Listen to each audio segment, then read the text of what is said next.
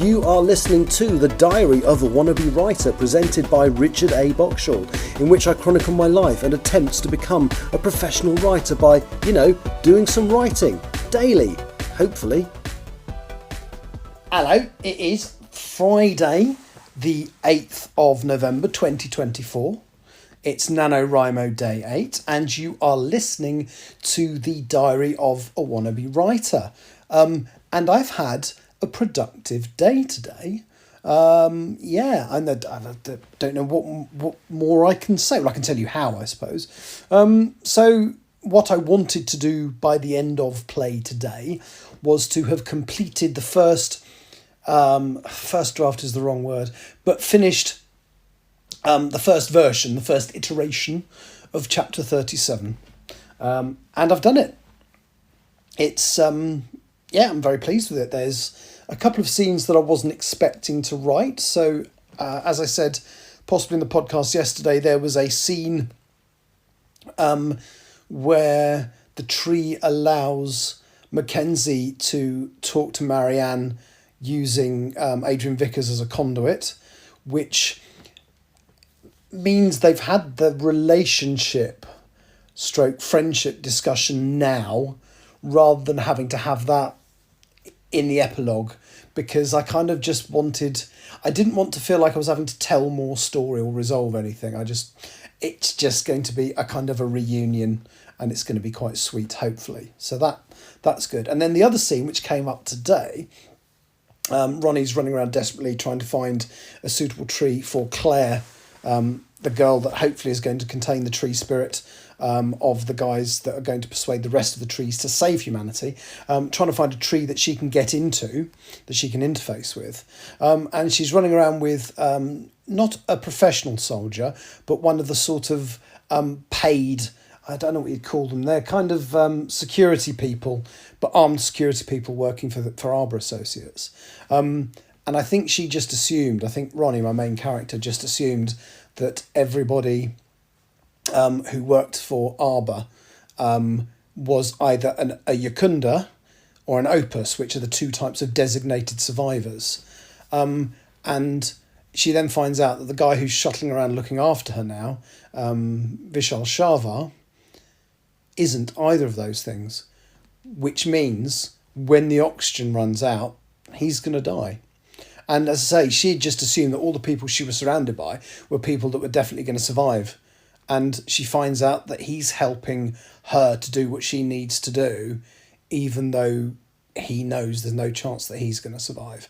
He's not a designated survivor, which means he's going to run around, help them, and then he's going to die. And that, I hadn't thought about that as a conversation. And it's quite interesting because Ronnie is now so focused on what she has to do. We are literally a chapter of main action away from the end of the story. She's almost, okay, fair enough, didn't know that. She's almost dismissive, and he's kind of expecting her to be a little bit more, I'm sorry to hear that. And she's like, okay, fair enough. And and that's quite harsh because, but it was fun to write because he kind of told her expecting this kind of sympathetic reaction and gets nothing. So I enjoyed writing that. So I finished.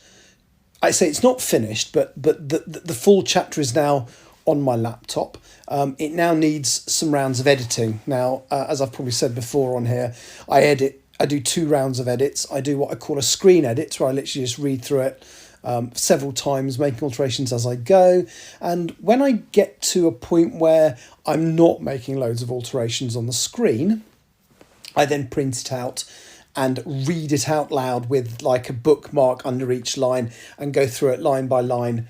And what I find is the more times, I always change something, but the more times I've done an edit on the screen, the less physical work the paper edit is.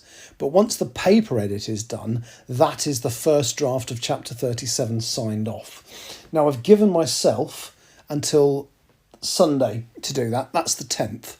That then leaves me exactly a week to write my remaining 2 chapters and epilogue. And, now I feel like I'm actually into it. Hopefully, that will that will come quite quickly, because I mean, effectively, the epilogue will write itself. I kind of know exactly, almost scene by scene, how that's going to play out. Because I think when you're writing a story, you have a vision of how it starts and you have a vision of how it's going to end. And sometimes the bit that's fluid is how you get from one to the other.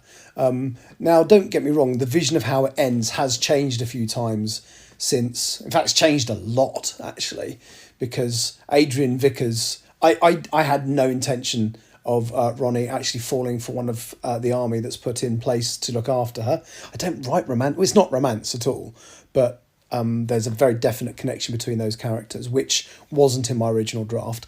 And the other one, which is even more complicated, is the friendship between my non-binary character, Marianne, who is assigned male at birth but decided that they weren't male, and her relationship with Mackenzie, who basically really, really likes them, but kind of said, well, I can't do it because my family will think I'm gay.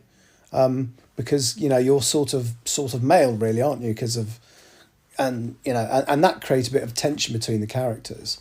And it's weird because I remember when that first happened, because I had no idea that those two characters were going to like each other. And I remember kind of being a bit frustrated and talking to a friend about it, saying I didn't want this book to be a discussion on if a male fancying either a trans woman or a non-binary person who was assigned male at birth, does that make them gay? And I kind of thought, I don't want that, the politics of that in this book. And that really annoyed me for a little while, but I like both of the characters so much now. I don't actually care.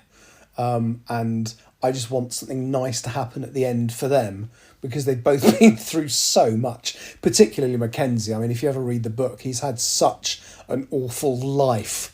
And that life is awful because he was mismanaged by Arbor Associates, the people who've been putting this plan together for the trees.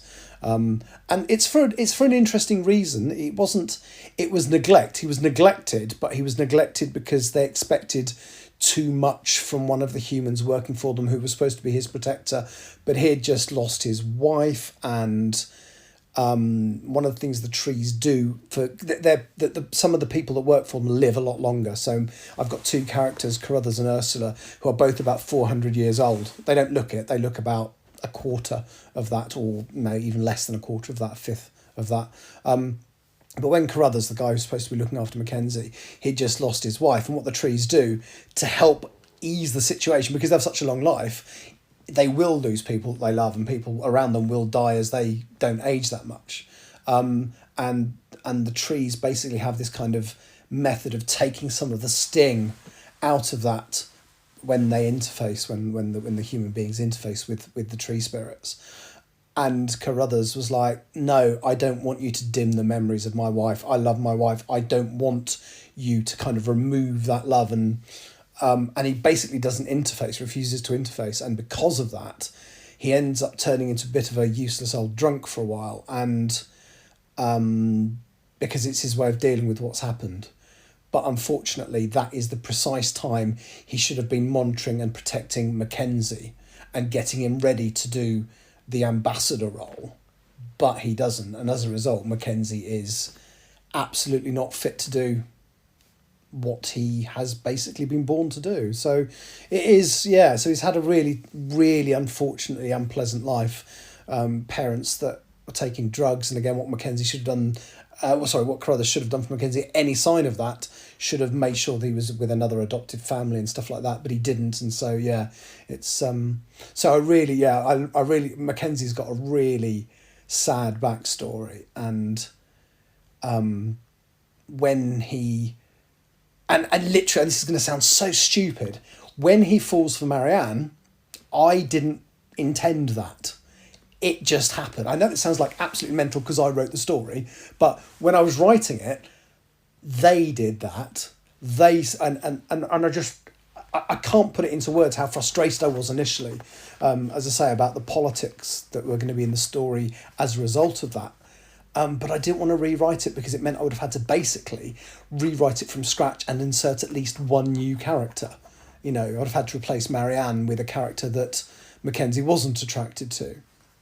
But it actually created so many good dynamics later on in the story, and also kind of helped the whole plan fall apart a little bit as well, which made the story more interesting. So yeah, I really want Mackenzie to have something nice happen to him, and that when he lives in the world after the end of civilization, I want him to have something nice happen to him. And is he gay because he is actually in love with a non-binary person who was born male? Don't know. I'm not going to answer that in the story. I don't really care. I think that's up to the individual. But he's certainly made a connection there with that character that is kind of sweet. And I can't take it out as much as initially. It was like, oh, no, this is getting too much political. I thought it was a little bit political enough, me having a non-binary character in there. And I'm not going to lie, the reason I put the non-binary character in there was purely to get me used to using they and them as pronouns. Marianne was meant to be a background character. They were supposed to fulfill a function, but they weren't supposed to be one of the main characters. And then, as I say, when her and Mackenzie became closer friends, they're not in a relationship or anything. It never went that far. But yeah, when they kind of were there for each other, it was like, oh, here we go. You bastards, what have you done that for? You've just made things so much more complicated. Anyway, I've waffled on for 11 minutes there about nothing in particular. I love these characters. I think one of the reasons, I might have said this before, that I've been procrastinating getting the end done is that I can't imagine not spending time with them anymore, because on and off, these guys have been with me for 5 years, and I am less than 20,000 words away from not spending any more time with them, which is actually quite sad. God, this is going to be one of the longest podcasts I've done. Maybe not quite as long as my 100th episode spectacular, but long enough. So I'm going to shut the F up now. Thank you for listening. I'll be back tomorrow when hopefully I'll have done some editing. Bye-bye. You have been listening to The Diary of a Wannabe Writer, presented by Richard A. Boxall. Thank you for tuning in to my random ramblings, and if you'd like to know more about me or my projects, visit my link tree at linktr.ee/Richard Writes, capital R, capital W. Thank you for listening.